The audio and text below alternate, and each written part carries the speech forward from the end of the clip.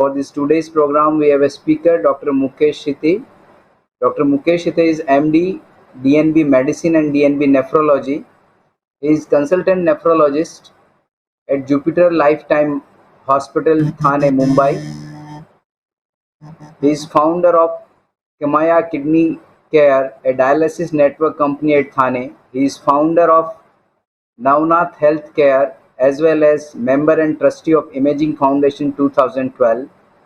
He has more than 100 publications to his credit, and that includes abstracts in national and international journals. And most interestingly, he performed more than 250 kidney transplantation. And he's one of the founder member of Apex Kidney Care Private Limited, which is considered the biggest dialysis network company of the area of the India indeed. So with this very attractive background, attractive CV, I'll invite Dr. Mukesh Shete to speak on the translating diabetes and kidney disease clinical trial findings with the clinical practice. So over to Dr. Shete. Kind introduction, and basically the topic is translating our clinical finding into clinical practice. But let me give a small background of diabetic kidney disease. So when you talk about diabetic kidney disease, there is a triad of hyperfiltration, microalbuminuria, and hypertension. These are the three things which are most important in controlling the growth of kidney disease or progression of kidney disease. What is the background? What is the hyperfiltration concept? So when you have diabetes, the glucose goes up, there is advanced glycation end product by polyol pathway or by hexose kinase or various pathways like protein kinase, etc. Ultimately, these end products act on the glomeruli, give rise to mesangial expansion. Then those end products also result into endothelial damage, and the endothelial damage results into microalbuminuria. Then there are structural changes like mesangial hypertrophy and glomerular basement membrane thickening. So if this is the background, we know that if we are able to minimize hyperfiltration, you are likely to minimize the kidney damage. And the endothelial damage goes hand in hand with these structural changes, and that results into microalbuminuria, which is not only present in the glomerular vessels, but also in the coronaries, also in the cerebrovascular disease. And that's why we always say chronic kidney disease goes hand in hand with cardiovascular disease. And in fact, sometimes mortality of chronic kidney disease is often due to cardiovascular disease. Now, once the structural changes occurs, we have renal hypertension. The intraglomerular sclerosis results into activation of renin-angiotensin axis, and that results into initially intraglomerular hypertension and later on even the systemic hypertension. And that in fact takes a toll on the other target organ damage. So if this is the triad, microalbuminuria, structural changes, and the genesis of hypertension, then it makes it worth to control these three so that you are likely to prevent the progression of renal disease. In fact, this theme was taken up in this 81st session of Scientific Forum of ADA 2021, and where one of the very prominent speaker, Dr. Mariam Al-Fakirin, she says that how much should be the control of blood pressure to really prevent the renal damage. And various figures came up, like 135 by 85 is nice enough to basically prevent the further damage, and 125 85 could also be. So what has been the study part of it is that lesser the better. But if you have proteinuria, as per MDRD study, then your blood pressure target should be around 125 by 75. And if there is no proteinuria, then 135 by 85 blood pressure is good enough. As soon as you prevent hypertension or control blood pressure, its translation into intraglomerular pressure goes down. So intraglomerular hypertension comes down, proteinuria comes down. And protein is a toxin. Once proteins are leaked across the glomerular capillary, it is going to induce tubular damage, tubular interstitial damage, tubular interstitial fibrosis, and then typical progressive global glomerulosclerosis, all those Kimmel-Winston bodies and diabetic glomerulosclerosis. So proteinuria is the root cause. If you control blood pressure, your intraglomerular pressure comes down and the proteinuria comes down, and that is the utility. And now we know that the best weapon to control this is your ACE inhibitor and ARBs. And that's how most of the studies which were done in the past, like renal study, hot spot study, all those studies have shown that yes, it basically helps in controlling the renal damage by reducing blood pressure, by reducing proteinuria. Now the question came that if you are able to get benefits, then why don't you get maximum benefit by combining ACE inhibitor with ARB? But then CALM study was the only study which showed that there could be a beneficial effect of combining ARBs with ACE inhibitor. But then on target study, altitude study, 1-Nephron-D study, all of them have showed that no, if you combine the two, then you are likely to create more hyperkalemia, more hypotension, and progressive renal damage.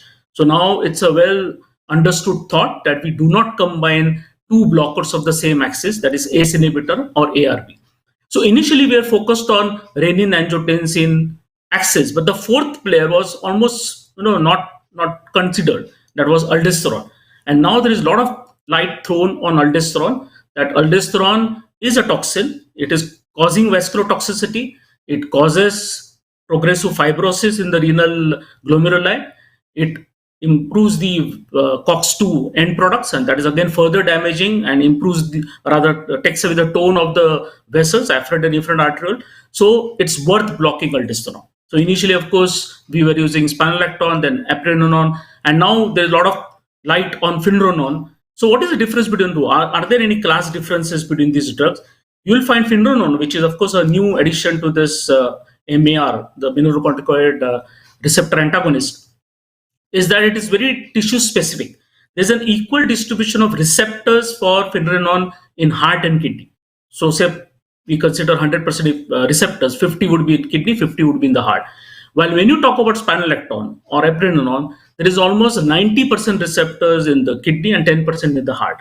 And that's why it is said that finerenone is a good cardio safety drug, because it has a preferential action, and because it is equal action on kidney, the risk of hyperkalemia is less with finerenone. And it is not that seen with spironolactone or eplerenone, because 2/3 receptors are actually situated in the kidney. So when you give 50 mg of spironolactone, it is going to act more on the kidney then less on the heart. So benefits on the heart are reduced than the kidney, and risk of hyperkalemia would be more. So this was all highlighted by a study which was presented in ADA, and that was by Jardians, that he said that yes, there is a utility of RAS blockers, there's a utility of mineralocorticoid receptor antagonist, and now everyone is speaking about SGLT2 inhibitor, and of course that's a wonder drug for our diabetic nephropathy patient as well. In fact, if you see the progress of diabetic nephropathy, that initially there is hyperfiltration, which is so silent, it is not recordable. If you calculate GFR, it will be higher than normal because it is hyperfiltration. Slowly this hyperfiltration changes into normal filtration, but by then already structural changes are already made, and by the time you get diabetic nephropathy, say early proteinuria, many years are already lapsed. So the worry is that as a nephrologist, we see those patients only when the stage DKD is of 2 or 3 or maybe higher than that, or sometimes they come only when there is end-stage renal disease. If there is really a preventive program to be planned, then it has to be in the stage of hyperfiltration. And rather, there is only one drug which probably would be able to prevent hyperfiltration, and that's this SGLT2 inhibitor, because they are absolutely neutralizing the actual glomerular effect, what you see in the pathogenesis of early onset diabetic nephropathy. That the basic concept is known, that if sodium and glucose is not absorbed, it is not allowed to get absorbed in the proximal tubule, it will get delivered into the macula densa. Macula densa would in fact now neutralize the afferent arteriolar tone by constricting it. That is, it will neutralize the effect of adenosine on the afferent arteriole. As soon as afferent arteriole is constricted, you will not have hyperfiltration. Often there is efferent arteriolar dilatation, so the intraglomerular pressure drops, and all those cascade of events like microalbuminuria changes which are structural and intraglomerular hypertension, all that would be negated, neutralized, and that is why we say SGLT2 inhibitor acts at very primary pathophysiological level of diabetic nephropathy, and that's why it is getting a lot of emphasis. Now newer and newer trials are coming, but Credence, the EMPA-REG and the DAPA-CKD trials have already proved that the endpoints, that is the onset of end-stage kidney disease, reduction of GFR less than 50% of baseline, reduction of proteinuria, and overall retarding the progression of CKD, all those beneficial effects were seen in all these trials. So it is proved that SGLT2 inhibitor is the wonder drug for diabetic nephropathy, and that's how our major emphasis is now on ACE and ARBs, maybe finerenone because it has to offer the cardiovascular safety as well and less risk of hyperkalemia, and then SGLT2 inhibitors of any type. This basically are the three weapons in trying to prevent the diabetic nephropathy. The one aspect of our talk was that how you convert these clinical trials into the actual clinical practice. And a major presentation this time in the ADA 2021 was mainly on this trial, that we have many such methods of presenting data for the diabetic nephropathy, the demographic data. And in fact, all these were called as DRTCs, that is Diabetic Research and Training Centers. And almost every city in US has been participating in creating the data, and it was established way back in 1977. That means already 50 years have gone. They are already presenting several data that where we lack, we know the theory, we know how are the pathogenesis involved into diabetic nephropathy, why it is not translated into the clinical practice so that we don't see the results. We have not yet seen the reduction in diabetic nephropathy cases. We have not seen the good control of diabetes, as everyone spoke.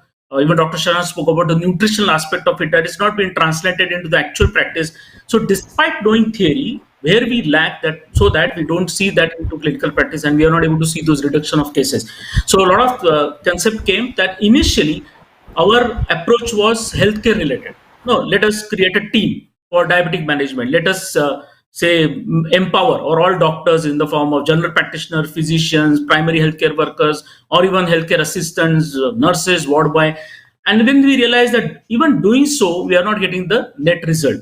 So now the focus has been shifted from not only empower the healthcare worker, but also empower the patient. The direct patients who are actually victims of this disease, because they are the one who are likely to be able to take care of their own disease if they have been taught well.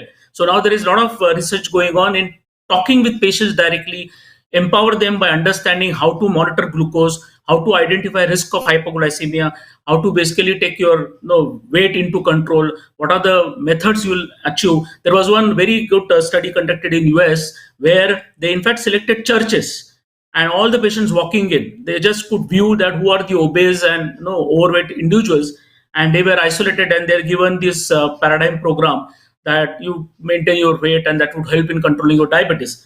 And they did so, versus there was a control, and they found out that over a period of 1 year, all those patients enrolled into this trial could lose their weight and maintain their weight over a period of 1 year, but those who were in control group could not do so. And that's how it is worth reaching to patient, talking about the basics of lifestyle management, as well as the control of diabetes and control of weight especially, and see the results. And then they were taught to teach the same to their neighborhood similar patients. So it's like patients spreading the knowledge to patients, and this was found to be very effective in reaching to the actual end users. And the concept of translating your clinical findings into clinical practice has been at two levels. The first level is, it is basically called as bench to the bed. That means you are actually at a bench learning these things from various webinars. We are also learning this from conferences. There are many material which will talk to us. But how to reach to the bed, that means where the actual patient is lying. So bench to bed, this was called as translation level 1. And this basically comprises of talking to patients, enrolling them, so that the end patient is utilized. This is mainly at a basic level of diabetes, and is so-called systemic complications or progression of diabetes related microvascular or microvascular changes, control of diabetes, how it helps to safeguarding the variety of organs. So that is at a primary level. But once you already have a target organ involvement, like you have a diabetes with chronic kidney disease, then naturally it's called as translation level 2, and that was called as clinic to community. So translation level 2 is clinic to community, that you are seeing handful of patients into your clinic, and you have a knowledge, and that's how you can impart to patients and treat your cohort of patients well. But what about what is happening in community?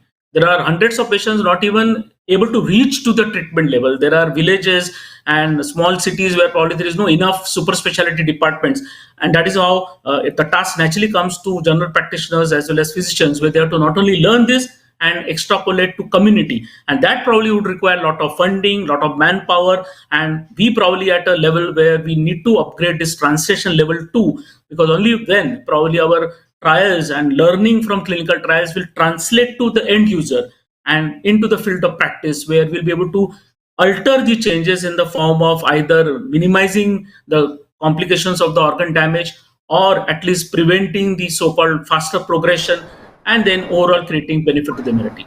I stop here, and I'll be open to the questions